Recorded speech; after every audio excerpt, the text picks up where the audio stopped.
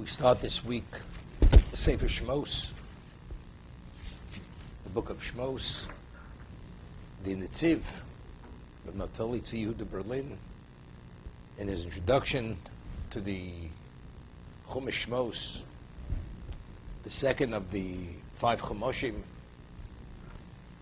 He cites the Ramban, that the Ramban refers to the first Chumash, first book of the 5 books, as Sefer Yetzirah, the book of formation. The second Sefer is Sefer Hagula, the book of redemption. The third is Torah's Kohanim, discusses the laws which pertain to the Kohen, the building of the Mishkan, the sacrifices, and each one, the fourth, the fifth, the title or the appellation describes what's contained within that particular book. However, he cites Rav Haigon. Rav Haigon refers to the first Sefer as Sefer Rishon, and the second Sefer as Sefer Sheni. And then he continues, the third is Torah's Kohanim, Sefer HaPekudim, the book of Numbers, which is Bamidbar, and Mishnah Torah is the fifth, which is repetition of many of the mitzvahs which are stated in the previous volumes, previous Chumoshim. So he asks, according to Ramban, Nachmanides, each name describes what's contained within the book.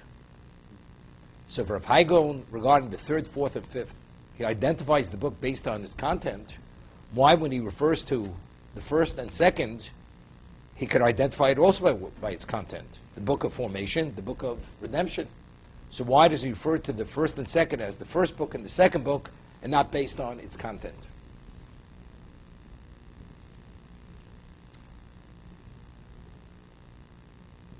I was thinking, the Gemara tells us in one location, Mesach Avodah Zorah, cites a verse from Yeshua, from Joshua, where the book of Bereshis is referred to as Sefer HaYoshar, the book of the straight ones. Why? Because since a very significant portion of Sefer Bereshis, the book of Bereshis, is occupied with the Avos HaKadoshim, with the patriarchs, and they were Yesharim, they were upright, so therefore the book is referred to as Sefer HaYoshar.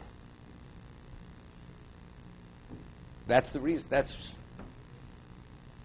Now, we have a principle which is stated in Chazal, and by especially the Ramban, Nachmanides, we have a principle known as Maisa Ovasim Labonim, that what happened to the patriarchs, that forecasts the future, what's going to happen to Klal Yisrael till the end of time, especially the characteristics which they possessed.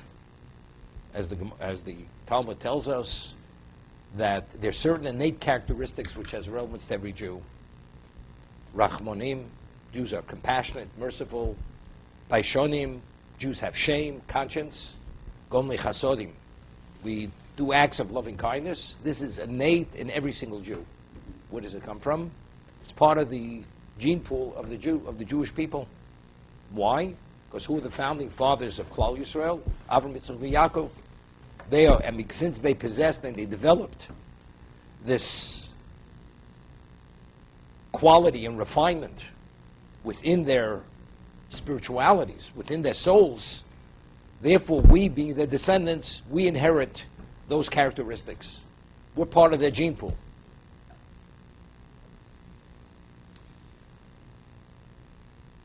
We'll see, it's referred to that Yaakov is referred to as the tree. His children are referred to in Hebrew, the word anaf is a branch. There were 12 branches which grew from Yaakov. He is the tree. There's a question which bothered me many years ago. The Torah tells us that lo yumsu avos abonim, ubonim lo yumsu avos. That children, when they become adults, they're not culpable for the sins of the forefathers. Or for the fathers. A child before adulthood has a separate discussion, can be taken as a result of the sins of a parent. But an adult, unless this adult emulates the negative behavior of the parent, the child, the son or the daughter, not only is liable for their own actions, they could be liable even for the actions of the parents, up to 4 generations. But if they don't, there's no liability. Yet, the Gemara tells us that because Yaakov Avinu had asked a question when he was told by Hashem that Canaan will be theirs, the land of Canaan, theirs and his children and his children's children. To the end of time, he asked a question. The question he asked was, B'mo'ed akirushena. How do I know that we're going to be worthy to retain it? How do we know? How do I know this? When God said to him, the land will be yours and your progeny and the progeny of your progeny, God didn't put any precondition to it. So if he didn't put a precondition, what are you asking the question? The question is almost a lack of trust. Is God trying to somehow deceive you? He says it's yours unconditionally. So because he asked that question, Moida Kirusheno, this precipitated the covenant between the parts. Geri Zaracha, Beres Lohem, your children will be strangers in land which is not theirs. Va'avodum, they will be enslaved. Vinu Osam, they will be afflicted. Arba Me'oshana, 400 years. Hagoy Asher Yavodu Dononochi, the nation which will enslave them will be judged. And then they will go out with great wealth. And this is the story which we begin now. Yaakov and his family went to Egypt. This is the saga of what was foretold to Avram Avinu. Ultimately, it's going to end with slavery, bondage, affliction. They will be destroyed, the Egyptians, and we will go out with great wealth. If Avram sins, what do we have to pay the debt? Even though it was at the most sensitive level, but because Avram was Avram, and he represented a certain dimension of spirituality, even the slightest infinitesimal failing is considered something serious. It has to be weeded out, has to be corrected. So good. Avram should have corrected it. Why is this debt, the spiritual debt so-called, passed on to his children and for 210 years we were in Egypt? In this location of abomination, of witchcraft, of paganism, everything which was literally the extreme antithesis of Kedusha, of holiness, Mem Teshari Tuma, was the 49th level of impurity, which if we would have stayed one moment longer, we would have gone into spiritual oblivion. That's what would have happened, never to return. Avram sins, why should we be liable for his failing? Simple question. So we once had said that if you have a father and a child, or a grandchild, each one's responsible for his own behavior. But if you have a tree, and the roots of the tree are diseased, or the trunk is diseased, what are the branches? The disease carries into the branch, and ultimately the fruits are diseased fruits because of the deficiency or the impurity or whatever enters into the tree itself manifests itself forever in the growth of the tree and any fruits that it produces. Who is the founding father of Klal Yisrael? It's not a question of punishment. It's not punishment. That he asked, B'me'eda, is a deficiency. That's a shortcoming.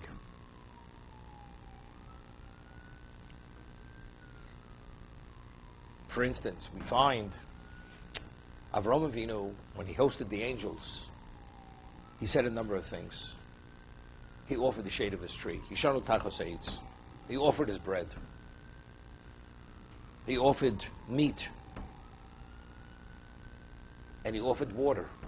However, the shade of the tree, the bread, and the meat, it wasn't through an intermediary. Even though Yishmael was told to slaughter, but that was, since it was to educate him and to train him how to do hospitality, Therefore, it's considered as if Avram did it himself. But the water he did not give them. He said, take the water. Because that had to do with idolatry. So anything that was done through himself came directly from Hashem to us. The Anei HaKavod, clouds of glory, came about directly. There was no intermediary who brought that. The man fell daily, sufficiently to sustain each member of Klal Yisrael. The slav came by itself. The water, that came through an intermediary. Moshe Rabbeinu had to strike the rock initially to extract water from that rock. Was it a sin? It wasn't a sin to Avraham Avinu that the water came through an intermediary. But since God deals measure for measure,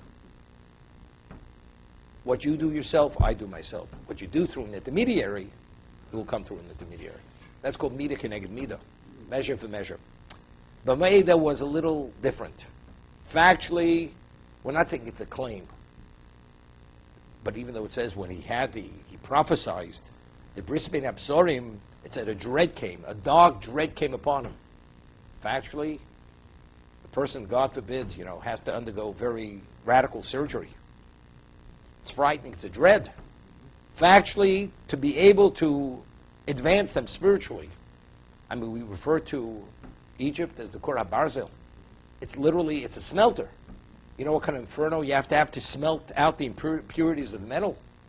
We have to be put in that smelter to extract all the impurities, to be able to be worthy and qualified to stand at Sinai 50 days later and say Nasav Nishma, to be qualified for this. So it's not a sin in the conventional context of what a sin is, but Moeda. So that's the reason why we had to undergo this. It's not we're paying the price that Avram should have paid. It's not paying the price, but factually, if we are going to be Klal Yisrael, and we being Klal Yisrael, it's only based on who the Avos were. Avram, Yitzchak, Yaakov, they are the founding fathers. They're the foundation. Everything grows from them. Therefore, it has to be weeded out. It has to be rehabilitated. What's the rehabilitation process? We had to undergo that. So it's not we're paying the price. If we would say the first book is called Sefer HaYosher, the book of the Yesharim, Klal Yisrael's Yesharim. We are the descendants. Whatever we are is because what they were. We once mentioned famous Tanud Ve'Eliyahu. It says, what must the aspiration of every Jew be? Every Jew. Jokingly, many years ago, when I was bar mitzvah, they used to say, you should be as rich as Rothschild. That was the blessing they used to give to the bar mitzvah boy. You should be as rich as Rothschild. Okay? That's what the rabbi or the reverend would say to the bar mitzvah boy. And then give him a silver cup with a plate with his name engraved on it. That's what he would say. However, Chazal tell us, Tanud Ve'Eliyahu was learned the Beis Medrash Eliyahu Novi, what must the aspiration of every Jew be? Mosai Agia Maseh L'Masa Avosai. When will my accomplishments be to the degree of my forefathers? Avram, Yitzchak, Yaakov. That has to be the aspiration of every Jew. So the obvious question is, Avram, Yitzchak, Yaakov, they are the greatest. Heinei Merkava. They were the location of the Shekhinah, of the divine presence. They're the equivalent of the Holy of Holies. We should be what they are. Don't you think it's overstepping our bounds? It's overshooting the runway, seemingly. Moshe Agiv Masai, Lamaseh, Hil Lazoki, Hil the elder. Maybe. As great as he wasn't the Avos HaKadoshim, he wasn't the holy patriarchs. Moshe Agiv Maseh, Lamaseh Abai V'Rovo. Right? That's what it should be. The great Amoroim, interpreters of the Mishnah, Rabbeinu HaKodosh, Avram, Yitzchak, Yaakov. Nothing less. So they give many answers. So we once explained in the past that how do we know what our potential is and what we possess? How do we know who we are, what we are? How do we know what our genetic profile is, spiritually speaking? Our genetic profile is the genetic profile of the Avos HaKadoshim. That's why it's important to study the portions of Avraham, Yitzchak, and Yaakov with Chazal to fully grasp and comprehend what they really were. It's not Avraham fed the homeless, and the money was burning a hole in his pocket, and therefore on the third day of his circumcision he was so pained that he couldn't feed people. That's not what it was. We got beyond that. Of course he did an act of chesed, but what was the objective of the chesed? And if you study it, you see a different human being. You see a malach. You don't see a person who's dedicated only to chesed. And each one of the Avos HaKadoshim, understanding that the spiritual genetic makeup, what they were, what their relationship with HaKadosh Baruch Hu was, and they have relevance to that, that's what we have relevance to that. So Moshe Yagia, Masa, Avose, Avraham, Yitzchak, Yaakov, that's what's our aspiration. We talk about them. We have no relevance to Hillel HaZokein, as great as he was, or Tabai and Rava. We have no relevance to these people. But we are direct descendants, if you're an original Jew, of Avraham, Yitzchak, and Yaakov. To our pedigree is their pedigree. We have the identical pedigree. So therefore, we may not be able to bring about what they brought about, but a semblance within our own capacity, within our own potential, we definitely have. And that's why every Jew is a Rachman. He is merciful. Every Jew is what? Has conscience. Every Jew does Gemilas Chesed for that reason. Only because we have the same pedigree, for that reason. So what would you say? What is Bereshis? What does Book 1 have to do with Book 2? We're talking about how outstanding the patriarchs were. Second book is, we were taken to bondage, we were freed, became a Jewish people. But how do you connect the two? What about the concept of Bereshis bara Elokim es hashamayim v'ha'aretz? As Chazal tell us, what was the objective of creation? Why did God create the world? B'shul Torah shenikas reishis. That's why God created existence. It wasn't just man should walk around and be creative and do whatever he chooses to do. That's not the purpose. And what about B'shul Torah shenikas reishis? And even if man was created for whatever, what is that whatever? That whatever is the Torah. And what is the Torah? You have to stand at Sinai to hear what the Torah is. It's the written, the oral law. That's the Torah. So therefore, by Rav Hai Goyen saying, there's Book 1, Book 2. Chapter 1 is Bereshis. Chapter 2 is Shemos. That's the closing chapter of Chapter 1. That's Klal Yisrael. Because if you look at each book individually, rather than understanding that there's a linkage between them, therefore you see them independent of one another. So by not identifying the content of each one of them, but rather referring to them as 1 and 2, you understand how they're linked. One is linked to the other. That the first is only a stepping stone to the second. That's the Rav Hai Goyen. Now the third, Torah's Kahanim, laws which pertain to Kohen, to service of Hashem, sacrifices, who's qualified to be the Kohen, who's not qualified to be the Kohen, laws which pertain specifically to the Kohanim, and all the various laws.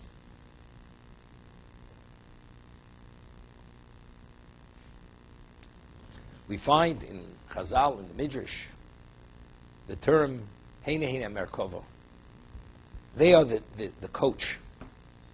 Or similar, they are the chariot. They are the coach. Meaning they are the location of the Shekhinah. Where is God in this existence? Wherever Avram was, that's where God was. This is after he became advanced. Yitzchok. Where's God? Where Yitzchok, that's where God is. Yaakov, wherever Yaakov is, Yaakov especially being the Bechir Shabavos, being the most special of the patriarchs, where God is, where Yaakov is, that's where God is. That's why when Ruvain took Yaakov's bed out of his tent, out of the tent of Bilhah, who was the concubine of who was the maidservant of Rachel, and put it into the tent of Leah, wasn't just switching a bed. By putting the bed, if Yaakov designated his bed in the tent of Bilhah, that means the Shechinah is in. The divine presence is in that location. You're tampering with the divine presence. You can't do that. Therefore, it's considered something very serious. And because of this, he forfeited the rights of a firstborn. He wasn't the Kohen, and he didn't have royalty. He didn't have Malchus for that reason. That's what it is. Now the question is, who are we? We are Klal Yisrael. We are B'nai Yisrael. We are the Merkava. We are the sum total of Avram, Yitzchak, and Yaakov. Now, how did we become that? How did we become that? So there's an interesting Ramban. Ramban writes, Achmanides in his commentary, Hishlim HaKosov Sefer Bereishis. The Torah completes the book of Bereishis. Shu Sefer Yetzira B'chidush HaOlam. This is the book of formation regarding the introduction of existence. The Yetziras Kol Notzer. Everything that exists was formed then. Ubemikre Ha'avos Kulam. All the incidences and the experiences of the Avos HaKadoshim, patriarchs. She'en Kein Yetzira Lazarim. It's very interesting. They are the equivalent of Yetzira. As you have creation of the world, you have the creation of the Jewish people. How did it evolve, the creation of the Jewish people? That's Yetzira Sa'avos, the formation of the patriarchs. We are an outgrowth of what they were. He says, all their experiences are only depictions of fact. Lirmos lodia, kol osed lobulhem, to allude and to inform us all that's going to happen to the Jewish people in the future. It's interesting. You buy a seed, packed seed, best quality seed. It's a seed. But because through engineering, they structured that seed that when you put it in the ground and you have the right nutrients in that soil, fertile soil, and you water it and you fertilize it and so on and so forth, what's going to grow out of that? Whatever is contained within that seed is going to grow out of the ground. A certain strain of wheat, quality of wheat. To what degree does it nourish? How high does it grow? What is it vulnerable to or not vulnerable to? To blight, to disease, or what? Everything is determined by what's contained within that seed. That's what it is. Whatever we evolve to be, we can only evolve to be that in the spiritual context is because this is the seed. That was the Yetzirah. God, the book of Bereishis is the formation of the Avos HaKadoshim, to allude and to inform us all that's going to happen to us in the future. And after the formation of the Klal Yisrael, which alludes and informs us what's going to happen to us till the end of time, Hischol Sefer Acher, he begins another book. This is the manifestation of what was alluded through the lives of the Avos HaKadoshim, the holy patriarchs. V'nisyachet Sefer ve'elu Shemos bin Hagolus Harishon Hanigza Beferush. The first book, the book of Shemos, addresses the exile, the first exile, which was decreed explicitly. This is the Bris Bein Absorim, the common between the parts. Ubegula Mimeno, and simultaneous, it also speaks about the Gula, the redemption of that exile. Now he says, it seems to be, it's redundant. We said it at the end of Bereishis, the book of Bereishis. We spoke about Yaakov and his family, 70 individuals, went down to Egypt. And again, firstly, they already came earlier. Grammatically, boim means they're coming. And then again, it mentions it. It seems to be repetitious.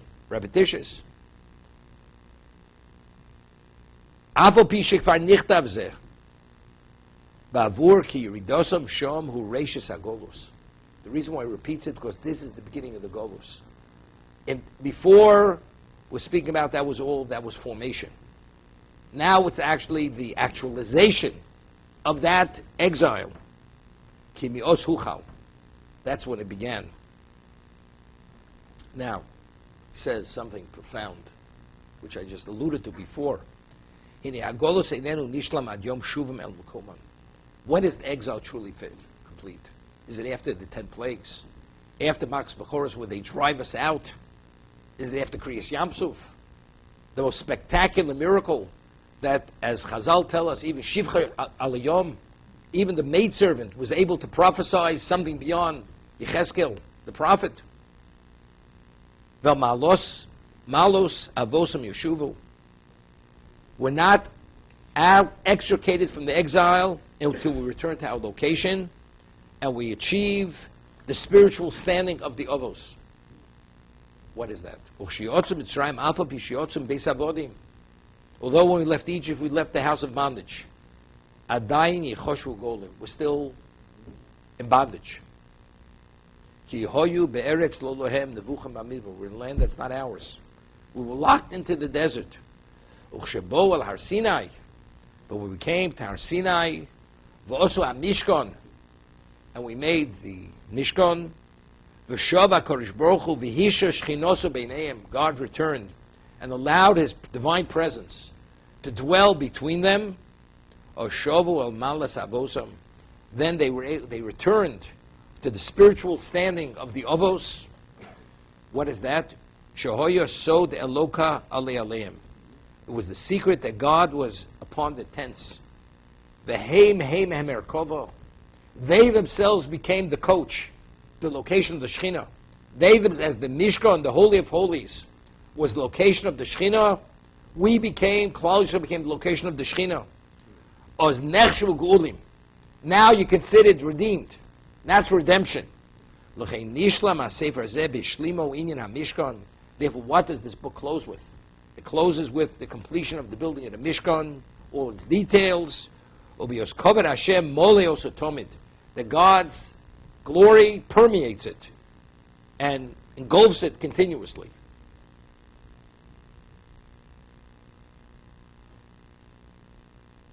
It's interesting. I mean, Sefarno writes that before the Chet Egel, what was the Mishkan? There was no need for the vertical beams. We ourselves was the Mishkan. The divine presence dwelt directly in our midst.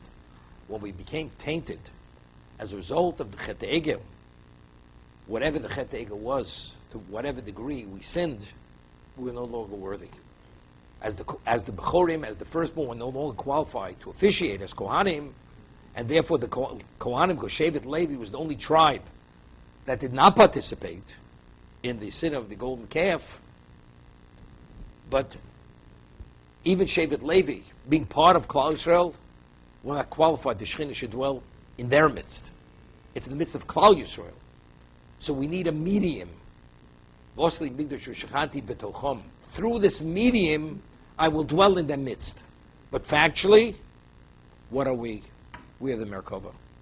We are God's location in existence for His presence to dwell. That's what we are. That is called Geula. You're redeemed. Find that for 7 days on Sukkot, we sit in the Sukkah. What does the Sukkah symbolize?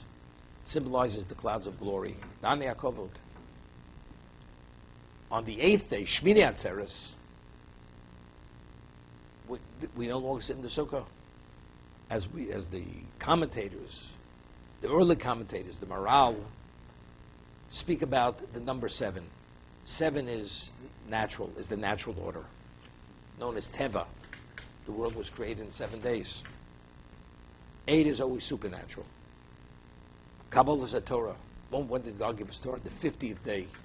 50 is beyond the 7. 7 times 7, 50 is beyond 49. That's 8. Now, what is 8? 8 is what has no relevance to physical existence. 8 is what? That's you're cleaving to Hashem. The sukkah is you have to be protected. You need protection. Why do we need protection? Because we're mere mortals. Mortals, we have failings, we have handicaps, we have vulnerabilities. We need protection. What about if you attach to HaKadosh Baruch Hu? Totally attached him. You need nothing. You don't need protection. You don't need the sukkah any longer. What's Geula? When are you truly redeemed? You know what it means? The Shekhinah, God, the creator of existence, should dwell in your midst. This is like being attached to 3 infinite amounts of volts of energy. This is the ultimate. The Maharal writes in a number of locations, if you're dovek, if you're truly attached to HaKadosh Baruch Hu, Chaim, that's the ultimate Chaim. What is the source of all life, source of everything in the most perfect sense? Hashem, God Himself. So if you're dovek to the Makor HaChaim, to the source of life, that's the ultimate life. What's Geula? Geula means no one dominates you. You're redeemed. No one controls you. You're not in bondage. When the Shekhinah dwells in you, that's the Geula. Until then, we're subject to many things. Many things. Chazal tell us in Pirkei Avos, Ein lucha ben chorin el mish osik b'Torah. Who is the true free man? Right? The one who, of course, it says regarding the luchos, the Torah tells us that the words of the luchos were chorus ala luchos. Chorus means they were engraved, they were etched into the tablets. So the Mishnah tells us in Pirkei Avos, it should not be read chorus el cherus. Cherus is freedom. The letters are the same letters, different vowels. Who is the true free man? The one who engages in the study of Torah. Why? We're all slaves of our own inhibitions, our own desires. Now, how do you extricate yourself and free yourself? I've created an inclination, but the Torah is the antidote. Why does that incapacitate? Because what is the Torah? The Torah is what? That's Chochmas Hashem, that's God's wisdom. It's even more than that, not only God's wisdom, but as the Ramban writes as an introduction to Bereshis, the Torah is Kula Shemus Hashem. Actually, you're engaging directly with God Himself. When you're so intimately attached, the inclination has no relevance to you. The Yetzer Hara has no relevance to you. No relevance. That's immediately. This is Geula. Torah itself is the Geula. You're nigal. You're truly a free man. You're a ben chorin. Ein lecha ben chorin el misha osik b'Torah. B'talmud Torah, one who's engaged in the study of Torah. Therefore, that's the completion of Shemos. So it was only at Sinai. When did we become the Am Hashem? We became the Am Hashem, God's people, at Sinai. How? The metamorphosis, the spiritual metamorphosis that took place in us. It took place at Sinai. Well, he agreed to take us to be, we should be His people. We accepted Him to be our God. Each one was contingent on the other. Atem advekim. We call it bonim. Bonim atem l'Shem Elokechem. What's the connection of Father and the Son?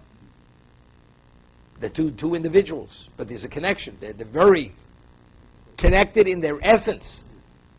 It's the same DNA. That's what it is.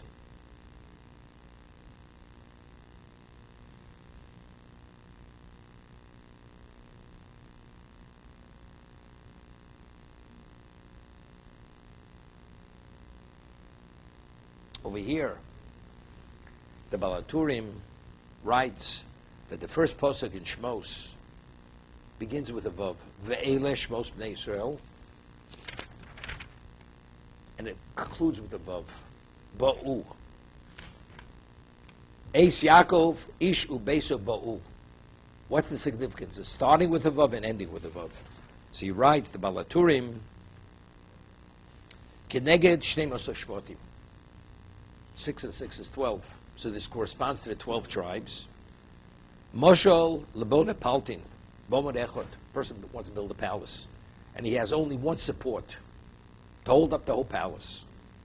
The Nofal, so of course, caved in. One support's not enough to hold up a palace. V'chozabona b'shnei amudim.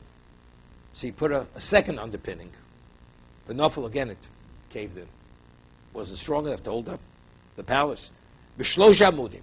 3, the nafel. Ma'oso, so what did he do? The builder, Bono b'yud beis amudim. V'omad, put 12 underpinnings, and it stood secure, the palace. Kach, Avram v'Yitzchok, yotze mihem psolis. Avram and Yitzchok, they expended impurity from themselves. What was that? Ishmael and yet Esav. So what they produced wasn't pure enough. At Shemos Shvotim, Shlohia ben Psolis. Yaakov fathered 12 children, which were all tzaddikim. V'zeh vovei hamudim. It says in the Mishkan, they were vovei, they were the clasps that held up the curtains on the amudim. The curtain. Gold, they were gold hooks. The vovim, vovei. Vov and vov is 12. Shem amudei ha'olam. They are the pillars of existence. Klal Yisrael are pillars. That's vovei, that's vov and vov.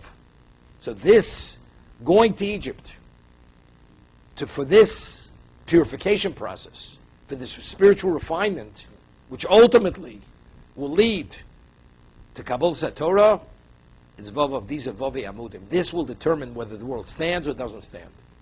If we would have said Nasa v'nishma, God put a mountain over our heads, what did he say? Im tukablu Torah mutav. If you accept the Torah, it will be good. If not, yazu olam sovavu. The world reverts back to pre-existence. It's over. So what's the vovei amudim? What are the vovs, the hooks that hold up the amudim? It's Klal Yisrael. That's vovei.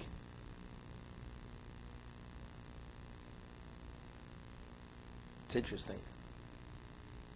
The Mishnah tells us that kol hamatzil nefesh achas misho hilu hitzil olam molei. You save a Jewish life, it's like saving the whole world, full world. But it's only one human being. Factually, when we speak about the 12 shvatim, the 12 tribes, each member, that the neshama of that person is here. That means God wants him alive because he's integral. What about if one of the underpinnings are weakened? You have to repair it. Because if you have 11, if the 12th is not fully functional, it's problematic. Everything starts shifting. So if God wants a person to be alive, a Jew, and you have the ability to save him, if you don't save him, God forbid, you can put the whole world into jeopardy. He's vovei amudim. Every Jew is part of that hook that holds up the omud, the pillars. Person buys a house, so you get an engineer to check the foundation. The house is beautiful. Then you find there's a serious crack in the foundation. You say, something. It's just a question of time before the whole house caves in. Shifts, caves in. You got a crack in the foundation. You lose chas v'sholom a Jew. How does it rattle the permanence of existence? Because every Jew is integral to the total picture.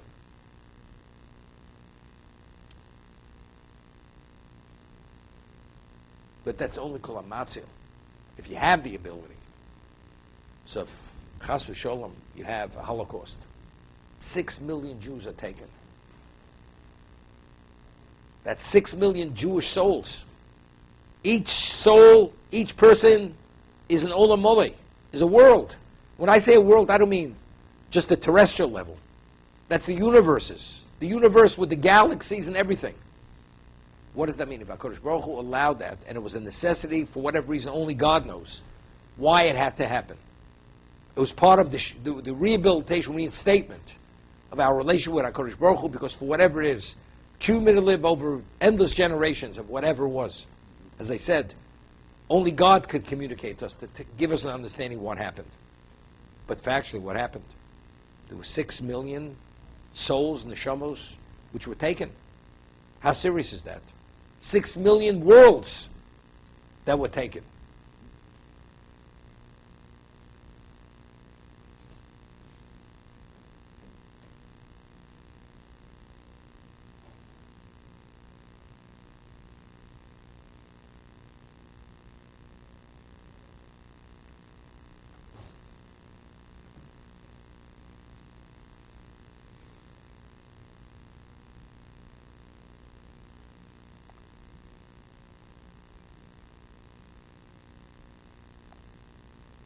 The Orach Chaim HaKodesh here speaks about why does the Torah repeat, as Rashi himself, the names Elu Shmos Bnei Yisrael Bo Mitzrayim.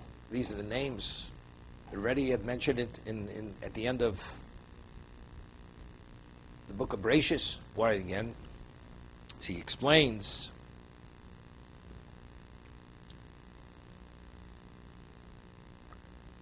Od yirtze maharishonim yodu v'yikiru begolus v'kibul aleim valzaram. The story with Yaakov and Esav. It says Esav left the land. Why did he leave the land? And he went to Har Seir, to Mount Seir, because he knew whoever stays in Canaan, they have to pay the debt. Esav wasn't into paying debt. The debt is you have to go into bondage, into slavery. That's what you have to do. Esav fled. He wanted nothing to do with it. So, but the Ovos HaKadoshim, understanding the value of once that debt is paid, what's the end result? It's eternity.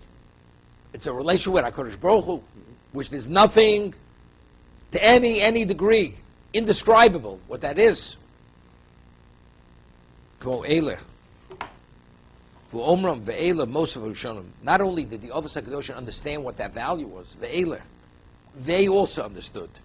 Who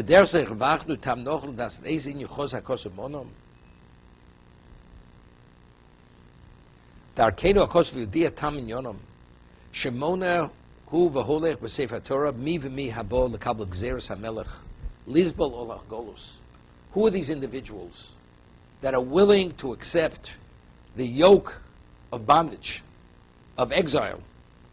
Lo pona oref kemasa Esav harosha. He didn't turn his neck and go the other direction. Shoholach lo el eretz b'mnei Yaakov. V'dorshu razal neishtar chov shel golos. He wasn't willing to pay that document, that the debt. V'omeve'elu shmos of Mitzrayim pirush habon lizbol ol hagolos b'Mitzrayim. Es Yaakov. What's Es Yaakov? They were similar to Yaakov. Ito bedomenlo. They were similar. Just as he appreciated and understood the value, and he was happy to pay the debt, identical to those who came with him, they were Es Yaakov. They had a similar understanding of its value. Paskoma achas lefro shtar chov hagolos. They all concurred. We have to pay off the debt. The zediktik lo mahaboim. Pirush hagam shlo bo chafetz mo yodovo. They wanted to come. And what was the point? That they came to be there permanently? They uprooted their families. They all came. He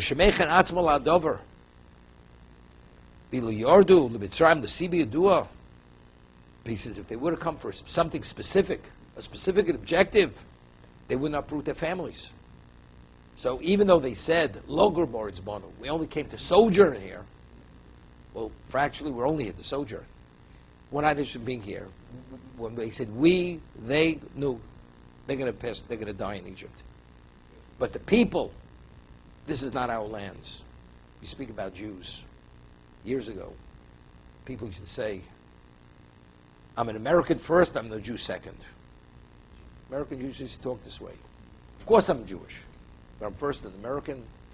So people spoke that way. Unfortunately, many of them, their grandchildren, great-grandchildren are no longer Jews. They're an American, and they're still the American. And even today, it's not so simple what it means to be an American.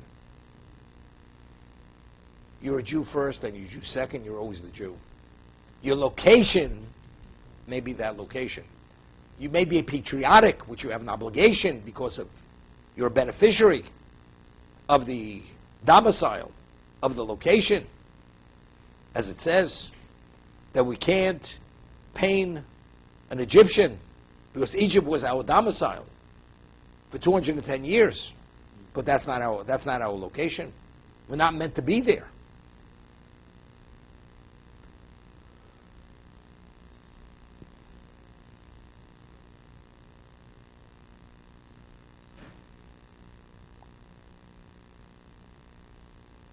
The Kli Yakar says something interesting here. It says Haboim.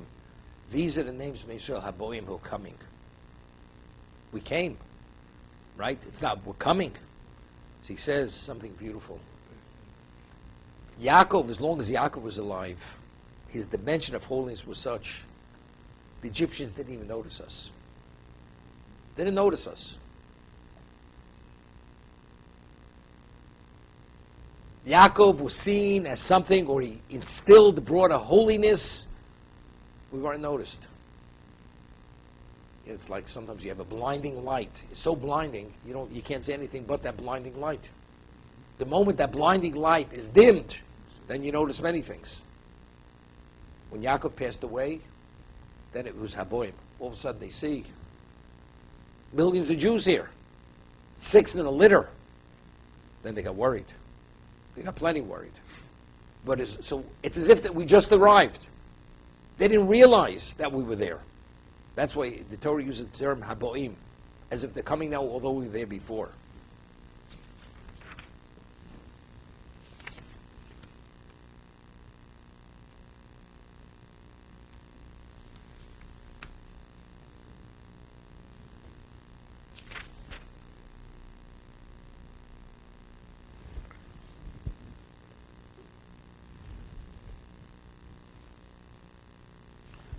Over here,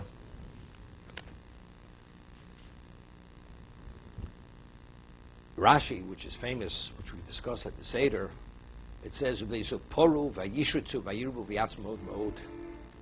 were fruitful, they teemed like a sheretz, like a rodent.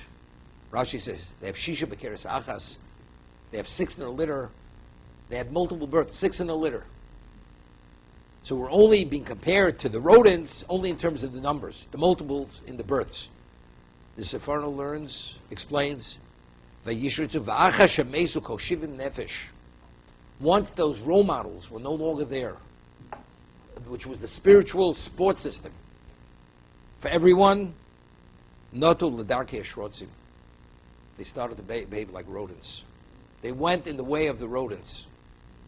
That's what happened. The Gemara tells us, very interesting, that Shlomo Melech, the Chochem Mikol Adam, the wisest man who ever lived, he did not he married Bas Paro only after his Rebbe passed away. He waited till his Rebbe to pass away, only then did he marry her. Now, Shlomo Melech was a tzaddik. Halachically, it was permitted. He's not faulted for marrying her in terms of that he violated the law of being with, although they're referred to as Noshim Nochrios, the Rambam says, seems to be non-Jewish, no, it means because they didn't convert with that, the ultimate, utmost level of intent, because they really wanted to be Jewish. They had an ulterior motive. So therefore, the verse refers to them as Noshim Nochrios. Alien women, that's what they are. But if he's Chochem Mikol Adam, he's the wisest man who ever lived. Whatever way he justified afterwards, he could have explained it to his Rebbe, and his Rebbe couldn't have responded, because he's a lot smarter than his Rebbe is. The answer is, and you find it, the people, until they had to wait for their grandmother to die before they married a non-Jew. The Jewish grandmother, why? You could give her every reason in the world. If she disapproves, she disapproves. She's not as smart as you are. You went to Harvard Business, and you went to Yale, and you went to who knows where you went. It's irrelevant where you went. You're smarter than she is, but as smart as you think you are, she knows better. And you know she knows better. And because she knows better, you're not going to do the wrong thing, because you couldn't live with that guilt. You wait till she dies, then you'll do what you want to do. Lahavdil, Shlomo Melech, at his level, what he was, as long as his Rebbe was alive, he would not marry her. But I can give you every reason to justify it. after everything's said and done, your Rebbe may not be able to respond, but he knows factually, you know he knows that he doesn't approve. If he doesn't approve, he doesn't approve. Shlomo could have lived with his conscience. So he waited for his Rebbe to pass away. It says, it's not they became shrotzim immediately. It says, notu. The moment you no longer have these special role models, the spiritual erosion starts. Immediately. It's a slippery slope. You start compromising. Things, when I say compromise, you have many fences. You say, what do we need the fence for? What do we need this for? And when you start peeling away layers, what's left? Then you bare bones. Once you bare bone, you don't have the what? You don't have the packing any longer to protect that if you fall, that you're cushioned. You're no longer cushioned. You may not be able to get up. That's notu el derech hashrotzim. So it's crucial to always be associated with someone where you'll have a conscience that if you don't do the right thing.